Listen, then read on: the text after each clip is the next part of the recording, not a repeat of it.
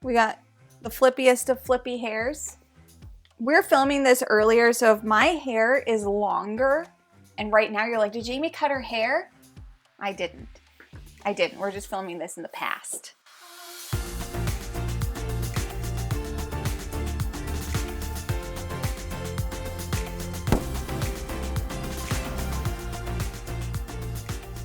Hello everyone, welcome back to Foster the Meeple, a channel all about board games and board gamey things. Exactly. We're here today, my friends, with another pumped up Kickstarter.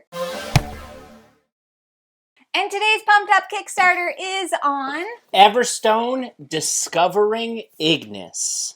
And this game is designed by Sam McDavid. And it is published by Sam McDavid. And this video is sponsored by Sam McDavid. So shout out to Sam for sponsoring this video and for making this game. So as per usual with our pumped up Kickstarter videos, we are going to give you a little overview of the game. We're going to jump in then to a bit of a discussion, help you decide, is this game for you? You know, you're the one buying it, so you got to make a decision. You need all the information. We're going to help give you some of that information. Information.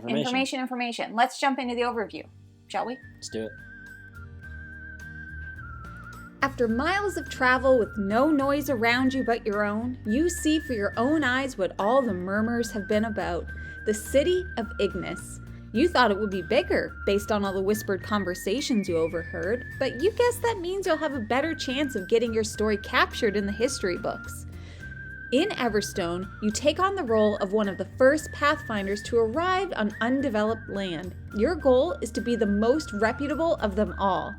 Travel the area, influence and trade with other pioneers, harvest the land, and repair the relics that have been long forgotten to become one of the most influential members of Ignis.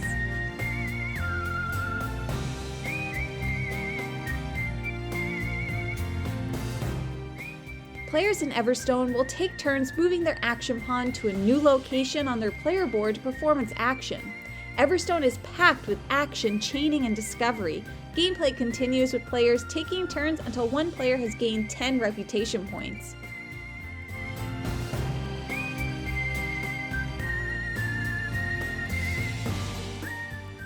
Maybe you'll go down in history in Everstone.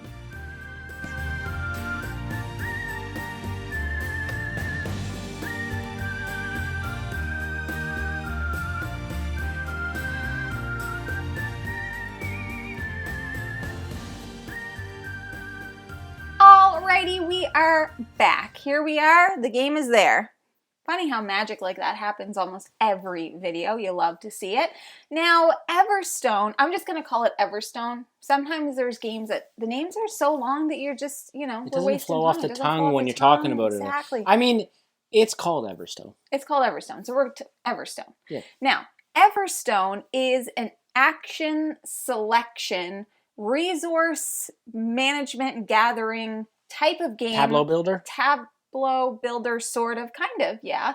Where you are essentially racing to 10 reputation points. And how you get reputation points is by putting out influence onto the board and by completing personal quests and global achievements, all of that good stuff. Bunch of ways to get influence. Bunch of ways to get your reputation up there, just like in real life. That's what I meant to say. Exactly. Taylor Swift has a whole album about it. You should go listen to it, and then you'll be ready to play the game. Or listen to it while playing Everstone. We should have done that. We could have. Okay, we'll do that next time.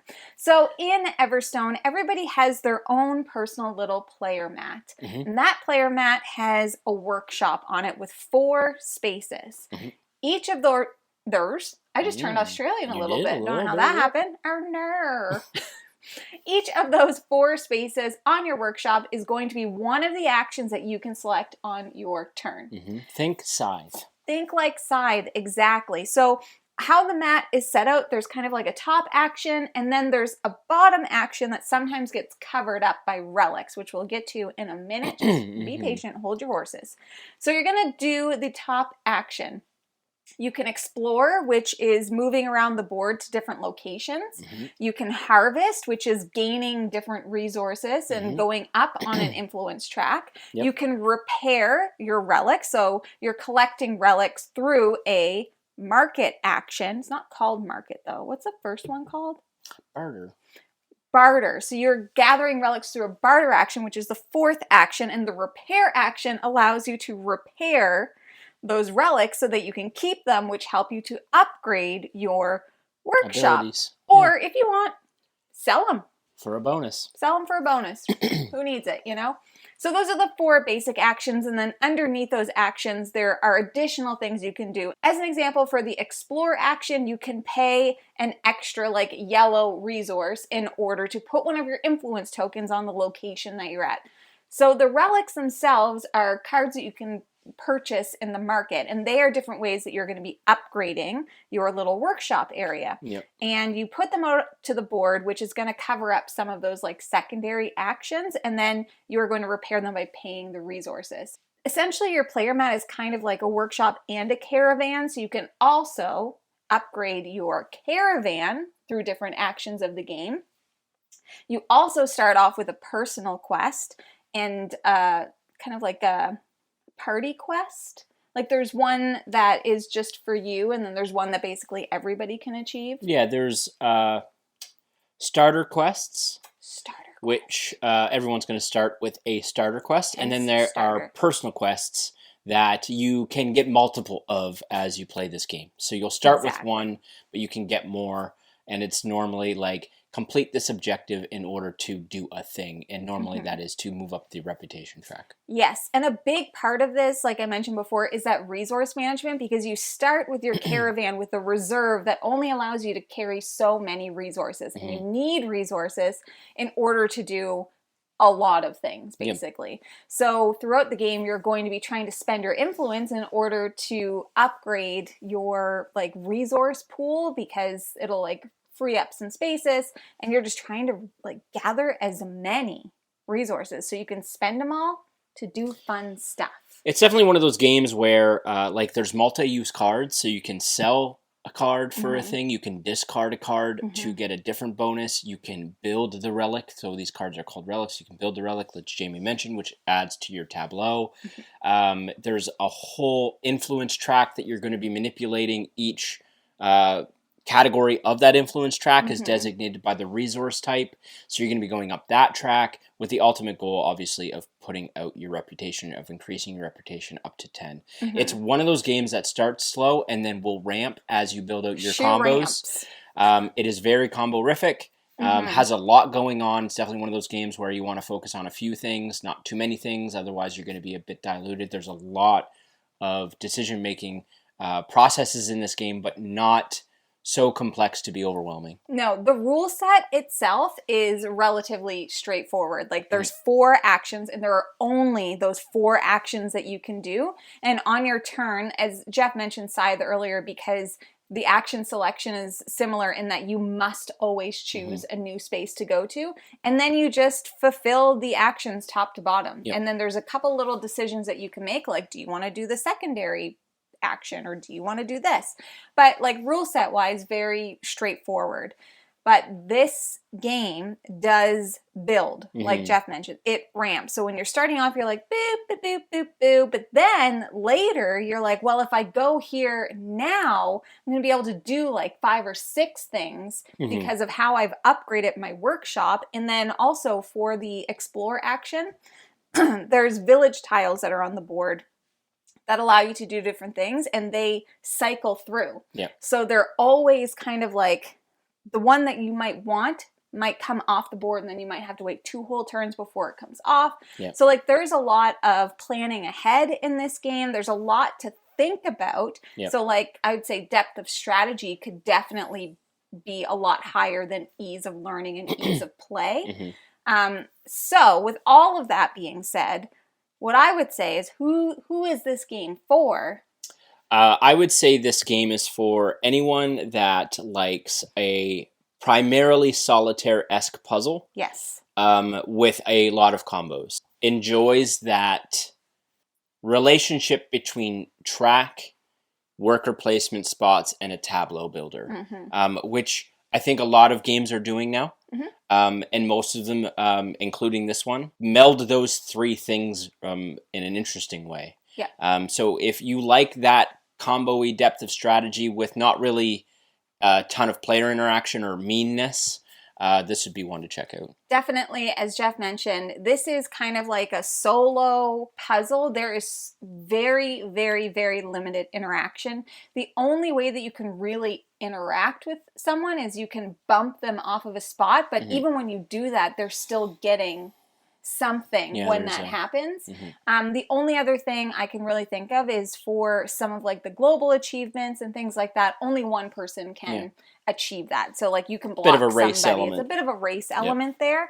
But if you are looking for a game that is highly like interactive and competitive and things like that, then this might not be the game for you. Competitive insofar that you can stop someone from winning. I would say the competition in this is primarily focused around the race element of it. But I would agree. Yeah, I meant more so like direct like conflict. Yeah. That's fair. If that's something that you're looking for, this might not be for you. If you are somebody who is very prone to analysis paralysis, just a slight warning that you may that may be triggered while playing this game because there are so many things that you can do. And of course, there's always going to be an optimal strategy, but like, is there? I'm sure there is, but like, is there? Yeah. You know, is there? A couple things I just want to quickly mention because we haven't yet. This is a prototype.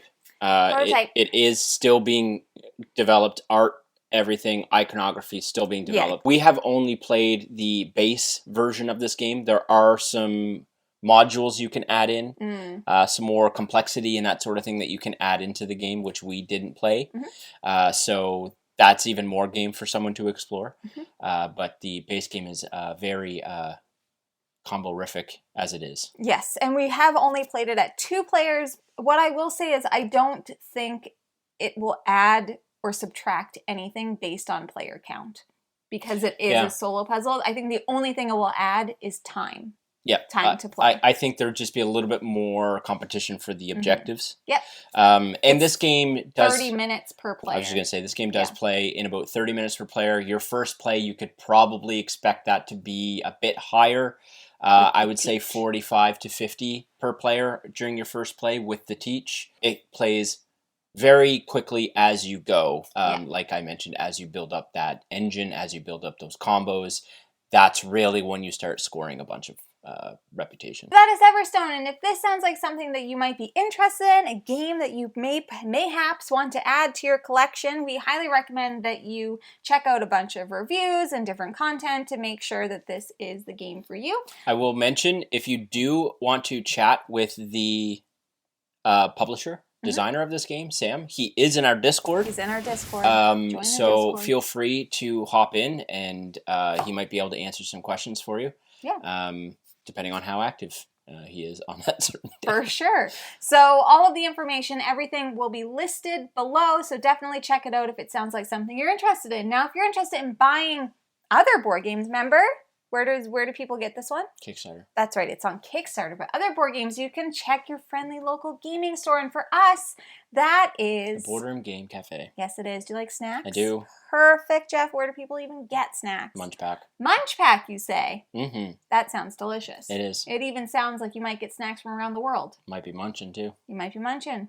Who's to say? If you like what you see... Please subscribe. We hope to see you again soon. And now we say goodbye. Goodbye! Later days.